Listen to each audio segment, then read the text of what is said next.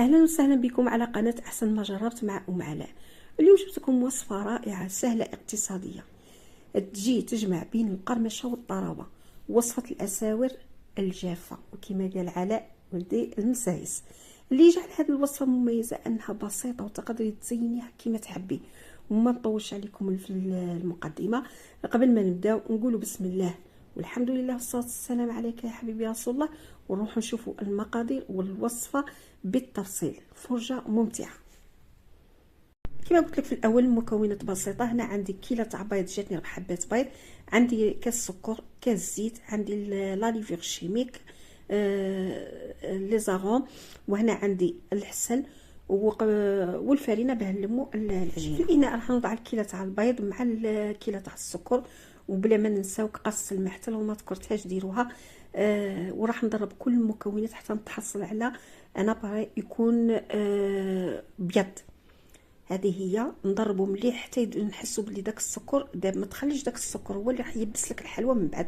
هنا راح نضيفوا الكاس تاع الزيت كما قلت لك راه معمر مليح، نضيفوه بالتدريج، وكل ما تضيفي كميه ضربيها مليح، ماشي غير تضيفي ضربي شويه ومن بعد تزيدي. لا، انا راني مسرعه الفيديو، لكن انت خذي وقتك. كما كتشوفي راني نضيف ونضرب او ميم طون. كما قلت لك هذه الوصفه سهله وتخرج روعه.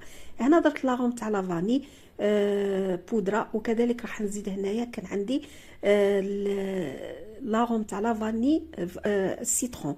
انتيا الا ما عندكش هاد لافاني سيترون، كو سيترون تقدري تعوضيها بالقشور تاع الليمون، تخرج كذلك بنتها كما يقولوا مكاش كما الطبيعي.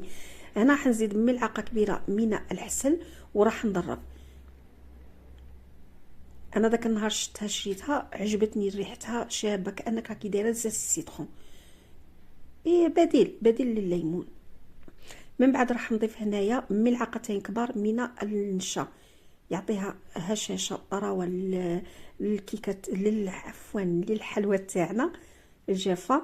ومن بعد راح نضربها بالباتور. والان راح نضيفوا الفرينه.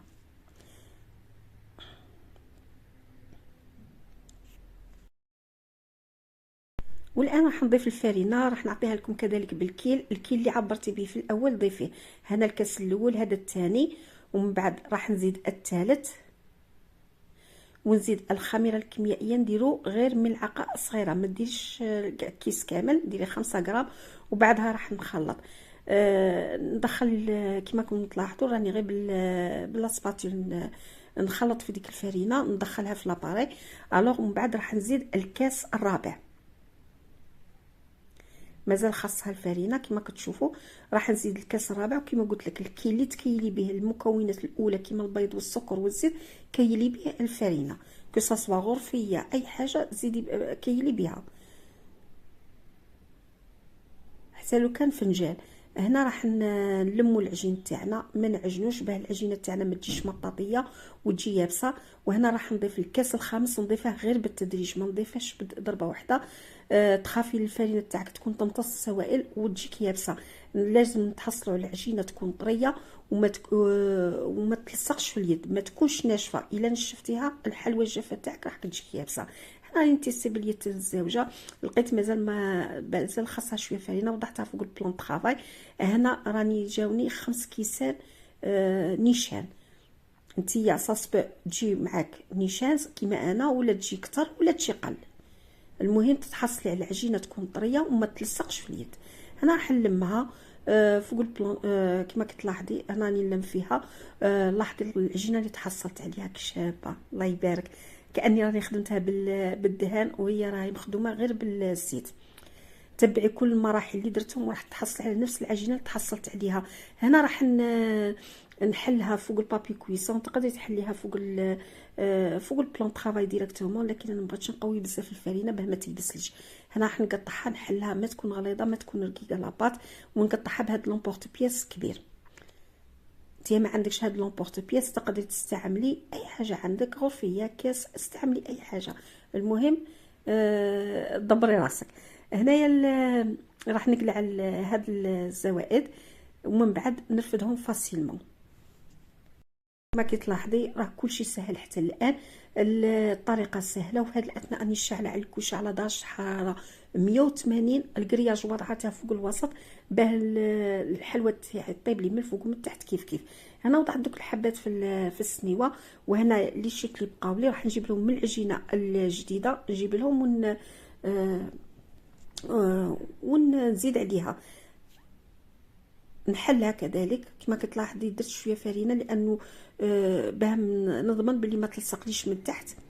لاحظي راح نقطع بهذه الطريقه. كما كتعرفي قلت لك العجينه راها طريه لكن ما تلصقش في اليد. المهم انت ديريها غير احتراز بو ايفيتي تلصق لك في البابي كويسون.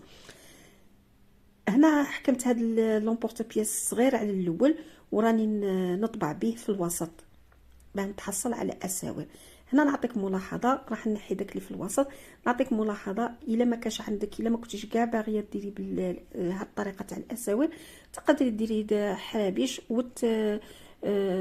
وتروليهم يجوك كما الاساور. المهم هذه تانيك فكره شابه. هنا عندي حبه تاع بيض وضحت لها القليل من الفاني وضربتها، وراح نزيد لها كذلك القليل من القهوه تعطيني اللون بيان تعطيني اللون شباب من تحمر في الكوشه. راح نضرب ومن بعدها راح ندهن كامل الوجه تاع الحبات تاع الاساور هادو. والتزيين يقعد اختياري، تقدري ما ديريش البيض وتزينيها بالكونفيتير والكاوكاو، تقدري كذلك ما ديريش البيض وتزينيها بالشوكولا. انا درت القليل من السكر في الوجه تاعها. هذه تاع السكر جا بنين بنين بنين بزاف اكثر من تاع الكاوكاو، لكن اللي ما يبغيش الحلاوه بزاف راح تجيه شابه. كما قلت لك تقدري ديري لها الشوكولا ديريها من الفوق، تقلاصيها بالشوكولا الثاني كتجي المنظر تاعها شباب. المهم انا نعطيك الفكره، نعطيك المقادير وانتيا ابدعي في الاخر في التزيين. هنا درت شويه كاوكاو افيلي وراح ندخلها للفرن طيب على درجه حراره كما قلت لك 180. ما حش تدي معك وقت كبير لانها راها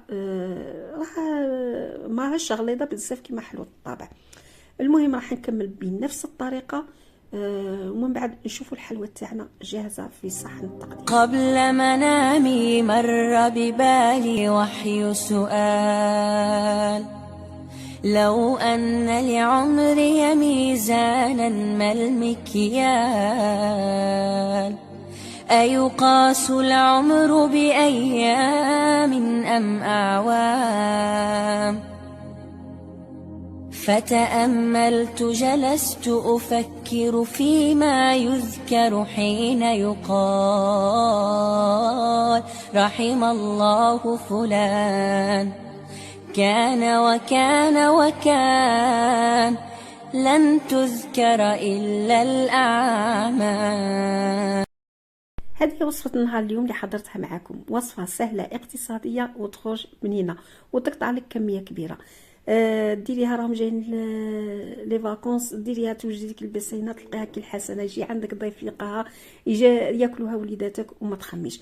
المهم تخرج بنينه طريه ومقرمشه في نفس الوقت. ما بغيتيش ديريها بالطابع تقدري غير ديريها حرابيش كما وريت لك في الصوره وديريها في السكر وراها تكون واجده. طيبيها وراهي واجده. المهم نتمنى فيديو اليوم نال اعجابكم ورضاكم، نتمنى تشاركوه مع احبابكم اللي تعم الفائده، وكذلك فضلا وليس امرا عملوا لنا داك الجيم هو اللي راح يرفع الفيديو ويوصله لاكبر نسبه من الجمهور. كذلك بلا ما ننتقل على خواتاتي كما نقول لك، وان شاء الله ما نكونش ننتقل عليكم بالبزاف. المهم خلوا لي داك التعليق المحفز، التعليق الزين كما نقول لكم الزينه، التعليق الذي هو مرآة لجمال روحكم، التعليق المحفز اللي يرفع المعنويات. خلوه لي باه نزيد نقدم الافضل ونقدم الافضل ثم الافضل. نخليكم مع هذه الصور الممتعه ونخليكم كذلك في امان الله وحفظه. خليتكم في امان الله وحفظه، تبقوا على خير.